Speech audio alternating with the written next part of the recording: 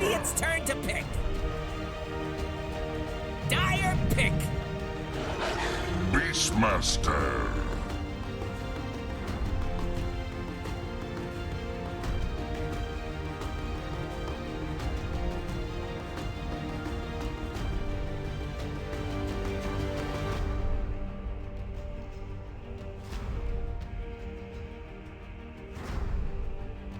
Ten seconds. 5 seconds left.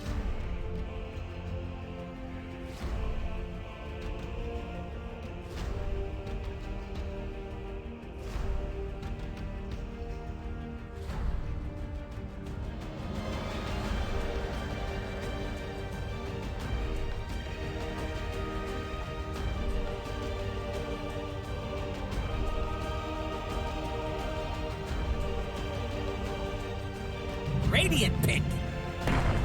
Elder Titan.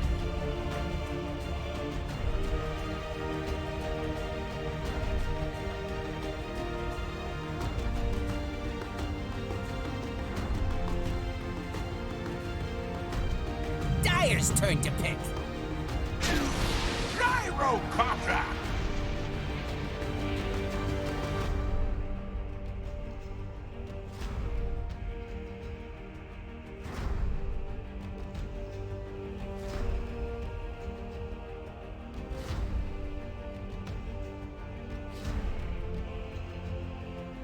Ten seconds. 5 seconds left.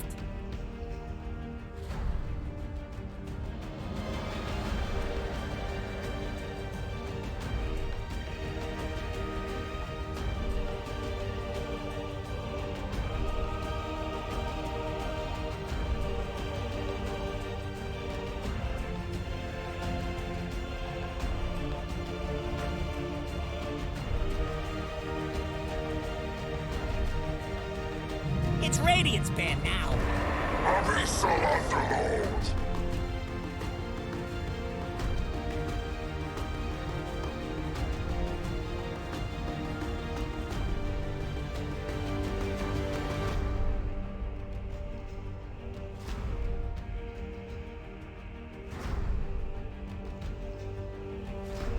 Ten seconds. 5 seconds left.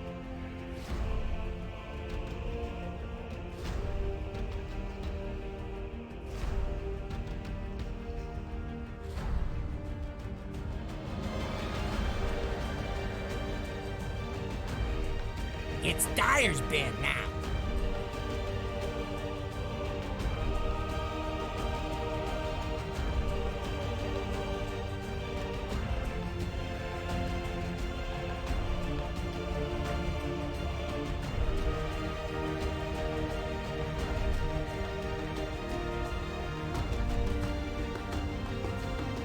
Ten seconds. 5 seconds left.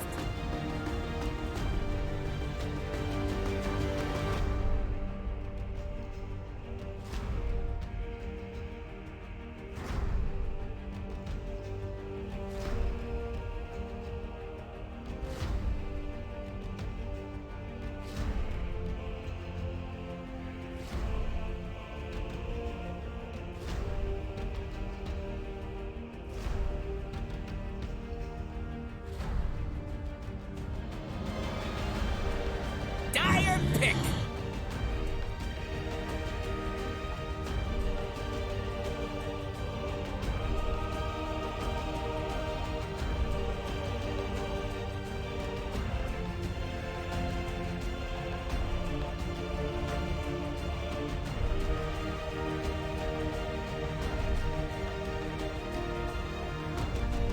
Seconds to go. 5 seconds left.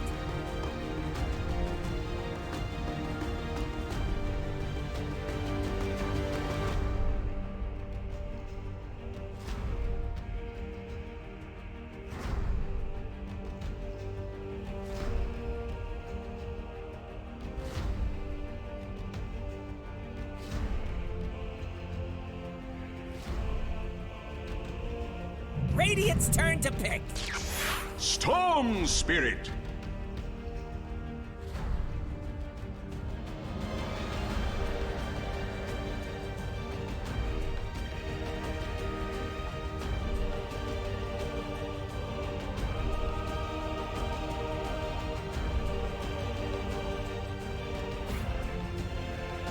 Seconds. 5 seconds left.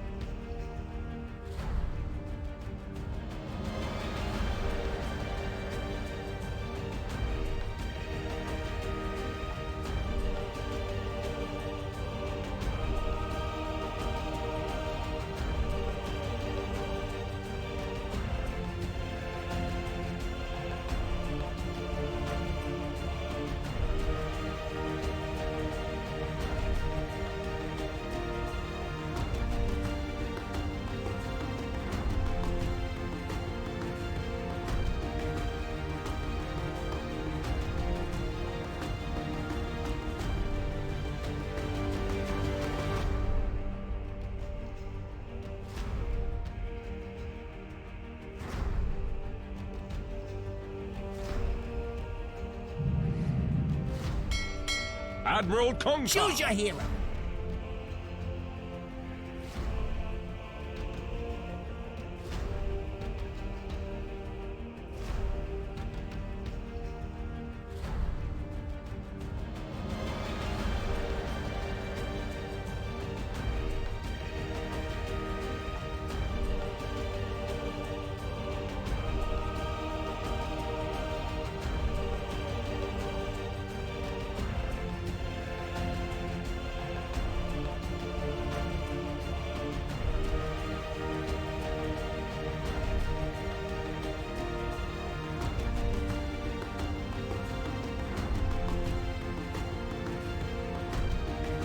Seconds. 5 seconds left.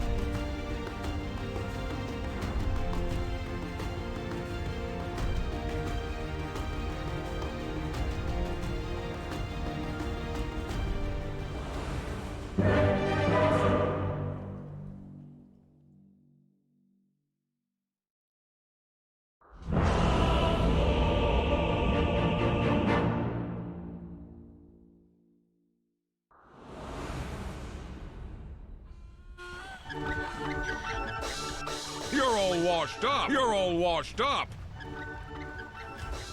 Fortune and glory await. I'm getting too old for Будет this очень хороший horse shit. результат. Too old for this Сверху horse прям. shit. Hero, right? So it's obviously named after the artist who made a lot of the loading screens arts for Dota originally, and even into Dota 2 has also done art for the game. And for us. Do you think Ice Rock asked Kunkka what kind of hero would you like to be? Or I know the just story make a behind hero and name it. Oh, you know it. Perfect. Then let's hear I it. talked to Kunkka about this at a TI, and he says he gets this question a lot, but Kunkka was a hero that he just named after him, essentially. Okay, so you had no influence. Kunkka himself actually does not like the hero design. That's which is kind of funny. Not his type of hero, apparently. The bottle is called quite a bit, Aged Spirit of Tide. Ooh, So I didn't know guess that. he took Tide Hunter, fermented him, and now he's drinking him. That's extremely morbid and kind of badass. So I like that. Sounds delicious. Juice. Yeah, that sounds really good. Yeah. Well, then again, I'm not a huge fan of watermelon, as you know, which I know is blasphemy. Yeah, it's true. Absolutely stupid of you to not like what I like. Very stupid idiot. You don't like what I like. It looks like we will have a 2 for 2. 2 as per norm. Very nicely done. So Beastmaster is going to be in this top lane with Celery on the Crystal Medine. GH is going to be playing the Elder Titan. I'm looking forward to this year. I feel like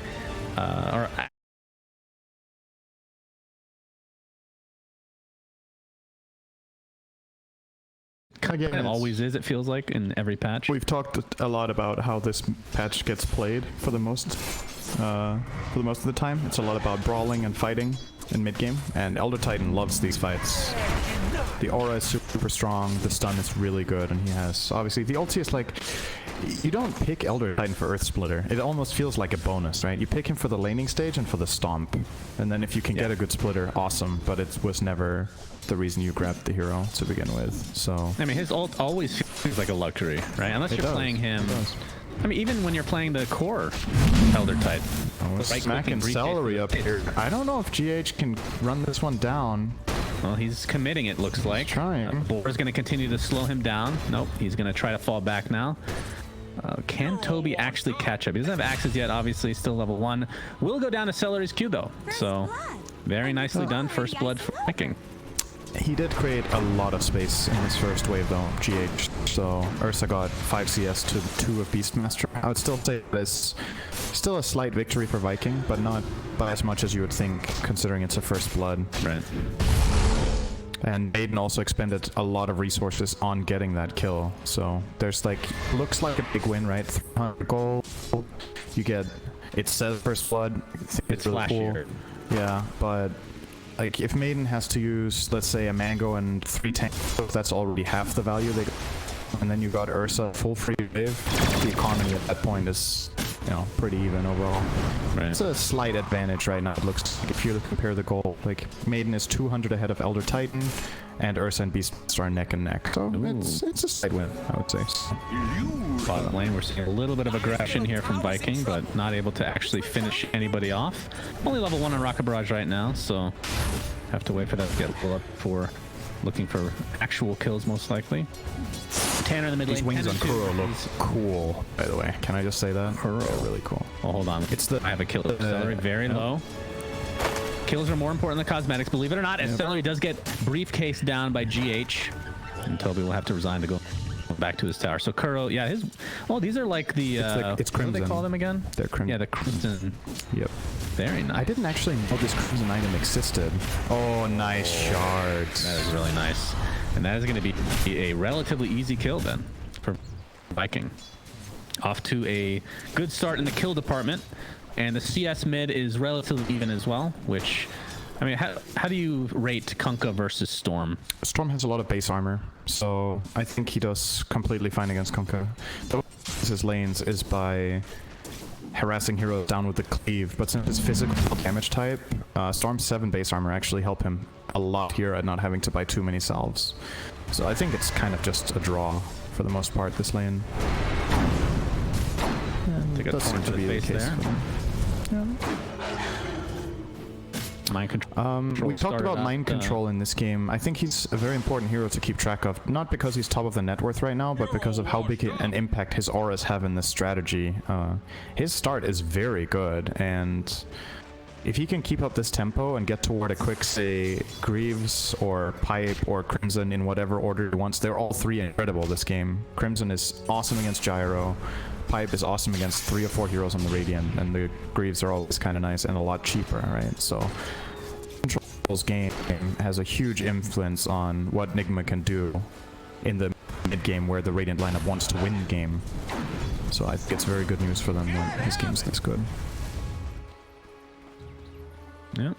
He is second in the net worth overall. Of course, it is quite early on so far. Nice damage bottom. Shit. Is he actually gonna die here? He might just die. Pretty close. Rocket Barrage. Kuro's tanking the tower way too much. A lot of damage from the tower, and the Rocket Barrage will be enough, along with the right clicks from Ramus. Kuroki's dead spirit is chasing Shad, though, so he needs to be careful. There's no regen of any kind here right now, but he's gonna get away safely. As we focus on the top lane that is pushing more and more with Weehaw and GH just going in deep here again, it looks like. God, he does we have so level much 5 damage. against the level 3 Beastmaster. Bottom rune. Kuro will just get it with the stun. Can overtake the Tusk. Is that 4 runes if Weehaw gets this one? Weehaw dies trying to get to the other bounty. Unfortunate for him. And trying to retribution. God, I cannot believe how much damage this hero does. Is he killing him? This is absurd. Oh, no. We're not going to see a kill mid, but Storm Spirit did apparently die to Tanner. He had his boat.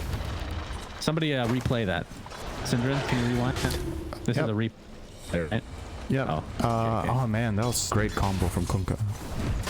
Is that your play-by-play? No, it's a rewind. So we talk about it in the past tense. Great kill for the Kunkka.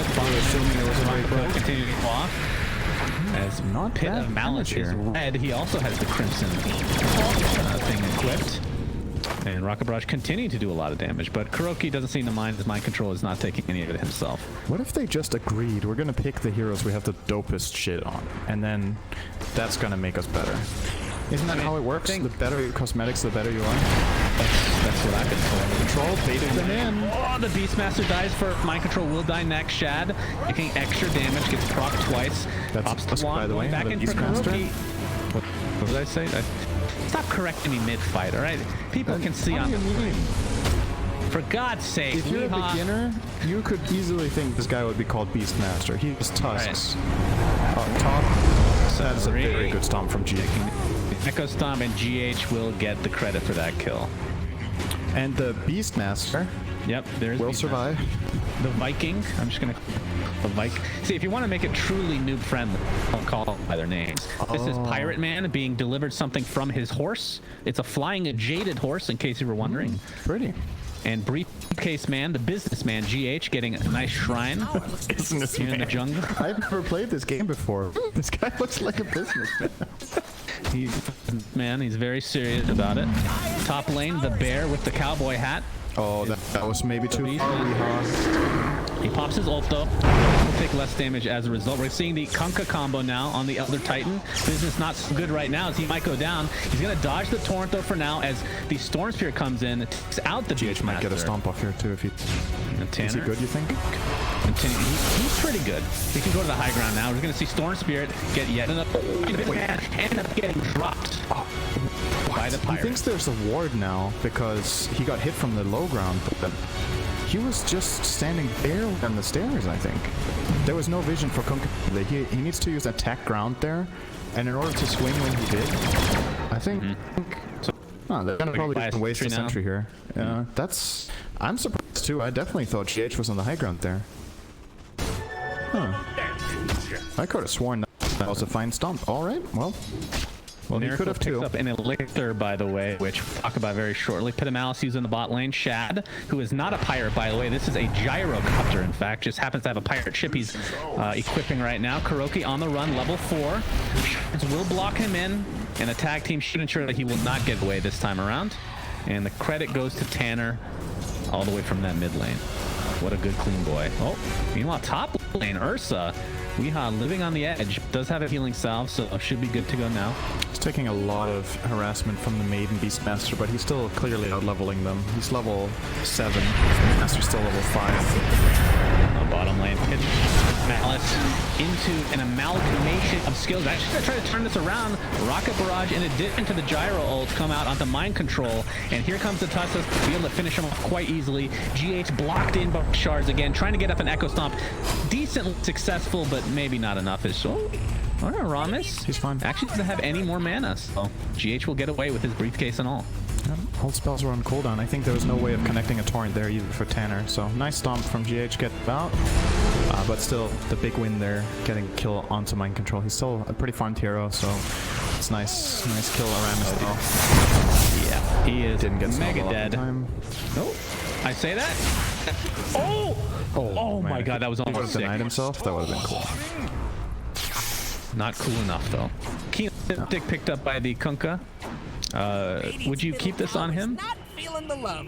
Or would you put it on something like Towers CM? under attack. Dire structures are fortified. It's kind of nifty on Beastmaster too, isn't it? Bottom tower I is think it's probably better on Maiden though. Can use all the help she can get with that measly movement speed of hers. This is the 10-minute mark. It looks like Viking will get the top, and they'll trade it for the bottom. So it's a 1-for-1, as we've seen pretty much this entire qualifier. And Nigma did get 3 bounties though.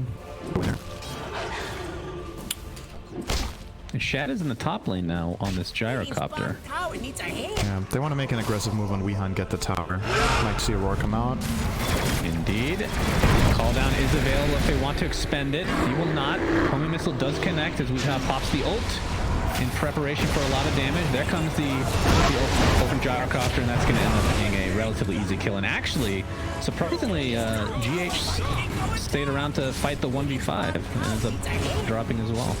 Yeah. Be a trade of tier 1. His stomp was really good, and I actually think if there's some TP support there in the tower, maybe they can protect the Ursa, but Miracle didn't have mana. Mind Control's busy pushing the bottom tier 1, so he doesn't want to join. And Venge, I think, was maybe just barely level 6, so I think all in all, cutting Weeha there for GH after the Great Stomp is definitely the play. The jelly! Oh, jelly! And the brooch. Wow, what a great set of items for Team Nigma. I'm sure they're just thrilled to see these things pop up out of the jungle. Jelly is decent on Storm at least. Of course it's good on everyone. There's never a game where like, I There don't are even need a it. lot of heroes that benefit way more from mana regen. Storm is definitely one of them. And we have Kuroki sitting at the tier 1 tower looking for a potential gank, but none of his teammates are really that close. So let's keep an eye on who gets the jelly. So one on Storm as expected. Do you think we're waiting for Ursa? Is that the second target? That's my guess. Could be, I think so. Kuroki is dead. And now he dies. Just a delayed call. Sorry guys, working with a little ping issue. Oh, they're actually trying Miracle here. He got the combo right. The boat. Torrent is available there as well. His mana is relatively low, but he has better positioning on the high ground. Pit of Malice is here as Mind Control makes its way. Tanner has the armlet, staying alive, but not long enough as Celery pops the ult, but really to no avail. Mind Control gets Beastmaster Roar, but there's not a whole lot of follow-up after that because they focus on the Elder Titan instead, and now the brunt of the damage is applied to Underlord himself. Another Pit of Malice. Kuroki does have swap just in case. Doesn't look like he'll need it. We'll use it aggressively onto Shad instead. Here comes the fat, juicy bear with the cowboy hat, going back and forth and playing on his tambourines. Looks like nothing's going to come of it. That's like the perfect taunt for Weeha, actually. It's the best taunt. Can you name his favorite taunt, which he spams more than any other? This is probably a hard one for you, but How do you know this? because I know him. I know Invoker? No, it's 100% Alchemist. Just picture it. Yeah. You've seen it. Yeah. You've seen that one a lot with him. I can see that. Looks like Two it's outposts the taken by same build, Nigma? by the way. Huh? Ursa's going for the same build, so I'm going to go straight for Bashers. Yeah. Toby doesn't have Roar, and Snowball will This not is not connect. happening. Beautiful. And we're gonna have a potential gank here bot as Miracle and GH group up with this smoke. This could be a big kill. Gonna initiate on the Shad. The layering is not perfect, but it's gonna be a kill nonetheless. Good enough. We have a counter smoke on the other side though, and if they can get Ursa here, be He has pretty big. ulti, and there's a shrine to TP on.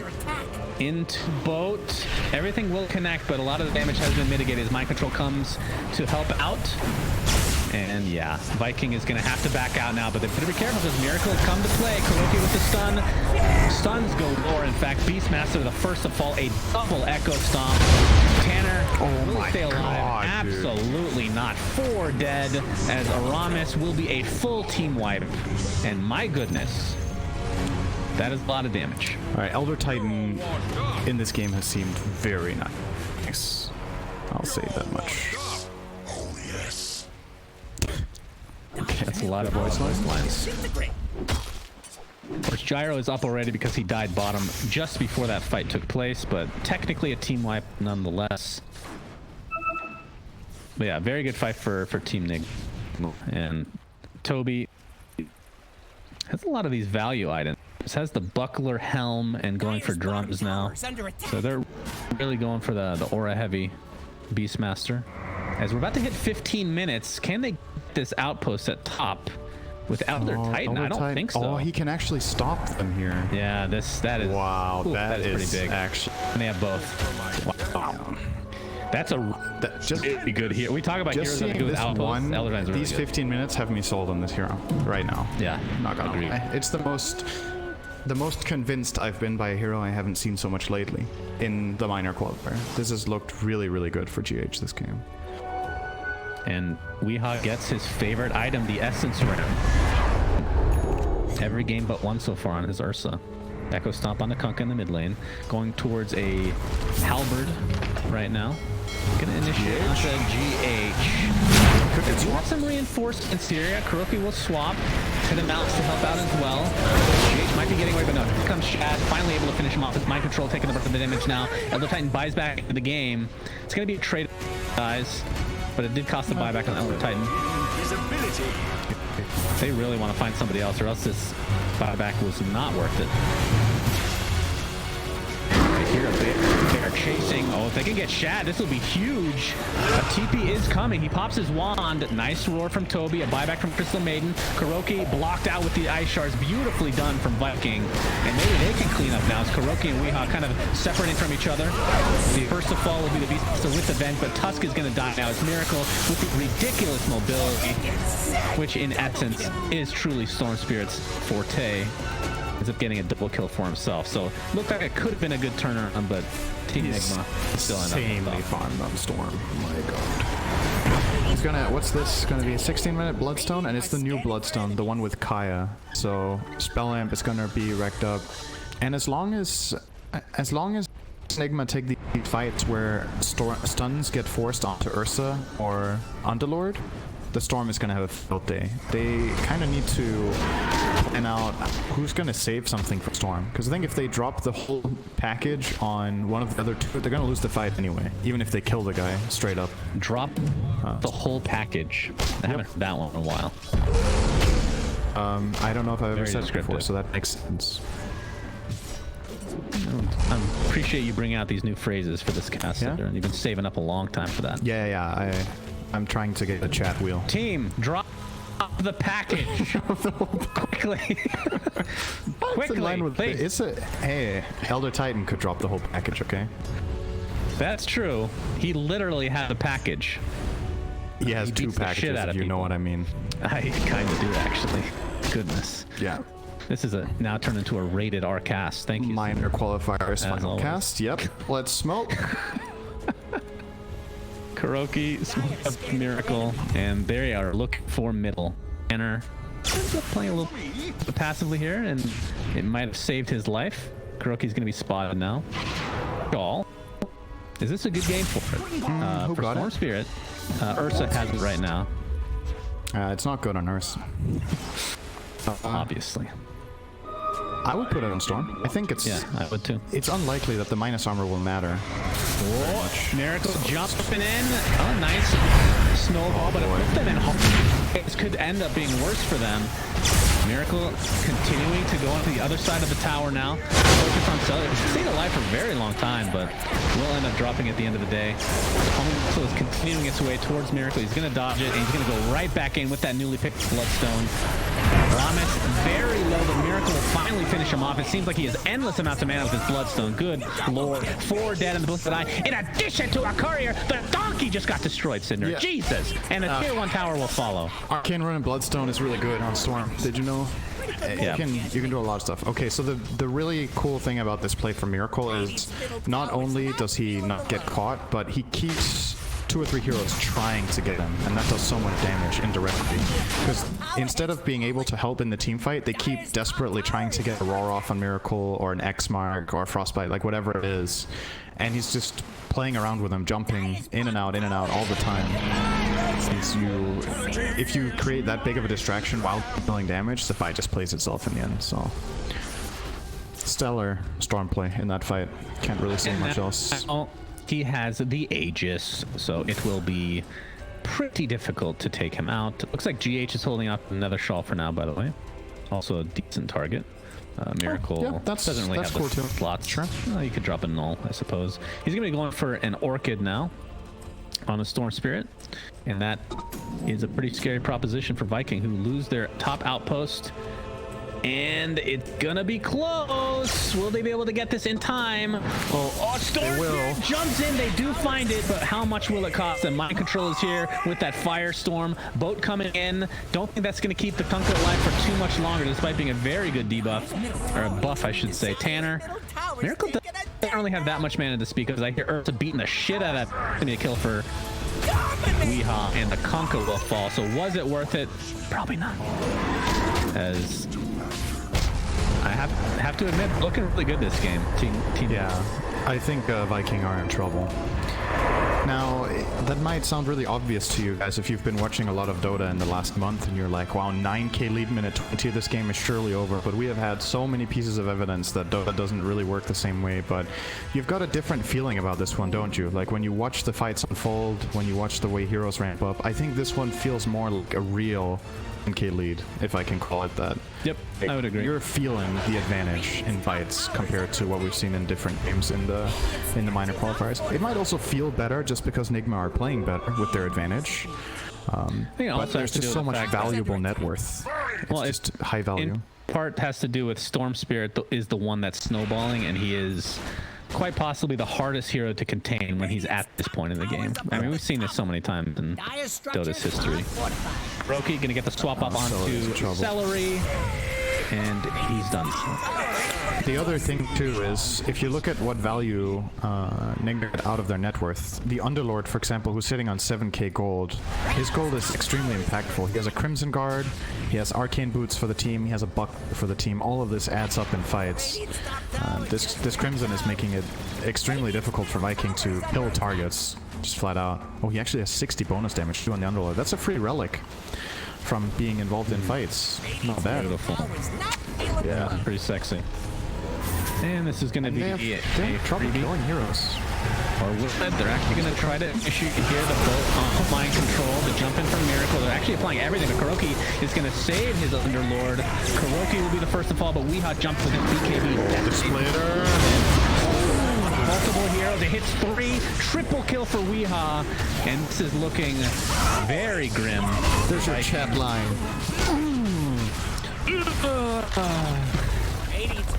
Maybe a little too sexual, actually. But the tier 3 tower is next on the list. GG is game 1 is an absolute beatdown. Wow, Well played. Okay.